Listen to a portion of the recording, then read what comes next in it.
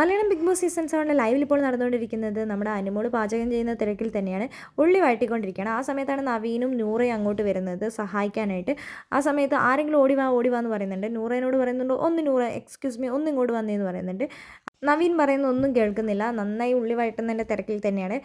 വേഗം വന്നിട്ട് ഈ കുട്ടീൻ്റെ ഈ ഡ്രസ്സ് ഒന്ന് കയറ്റിയിട്ട് കൊടുത്തേ. അനുമോളുടെ ഡ്രസ്സ് കുറച്ച് താഴേക്ക് ഇറങ്ങി വന്നിട്ടുണ്ട്. നിൻ്റെ ക്യാമറയൊക്കെ ഇവിടെ സൂം ചെയ്തുകൊണ്ടാണ് ഇരിക്കുന്നത്. വേഗം കയറ്റിയിട്ട്, ഞാൻ നിൻ്റെ ബ്രദറാണ്, അതുകൊണ്ട് തന്നെ ഇത് നീ കയറ്റിയിട്ടിട്ട് നടന്നാൽ മതിയെന്ന്. ആര്യനോട് പറയേണ്ടത്, നീ കുറച്ച് അങ്ങോട്ട് നീങ്ങി നിന്നേ, നീ അങ്ങോട്ട് മാറി നിന്നേ. ഇങ്ങനെയാണോ ദോശയൊക്കെ ചുടുന്നത്?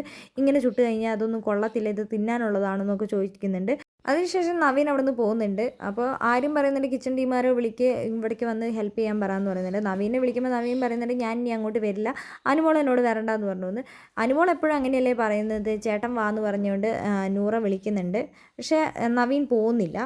എന്താണെങ്കിലും ബിഗ് ബോസ് വീട്ടിൽ ടാസ്കിൻ്റെ പ്രശ്നം തന്നെയാണ് ഇപ്പോൾ എല്ലായിടത്തും ചർച്ച ചെയ്യപ്പെടുന്നത്. അനുമോളും ആര്യനും ഏറ്റവും കൂടുതൽ ചർച്ച ചെയ്തു അതുതന്നെയാണ്. ഞാൻ പോയിരുന്നെങ്കിൽ ഞാൻ മുട്ടയടിച്ചേനെന്ന് അനുമോൾ പറയുന്നുണ്ട്. അതൊരു ടാസ്ക് ആയിരുന്നു, അത് ടാസ്ക്കായിട്ട് തന്നെ നമ്മൾ ചെയ്യണം. ബിഗ് ബോസിലേക്ക് വന്നിട്ടുണ്ടെങ്കിൽ നമ്മളത് ടാസ്ക് ചെയ്യാൻ വേണ്ടി തന്നെയാണ് വന്നിരിക്കുന്നത്. പക്ഷേ ആര്യം ചെയ്തത് വളരെ തെറ്റ് തന്നെയാണെന്നാണ് അനുമോൾ പറയുന്നത്.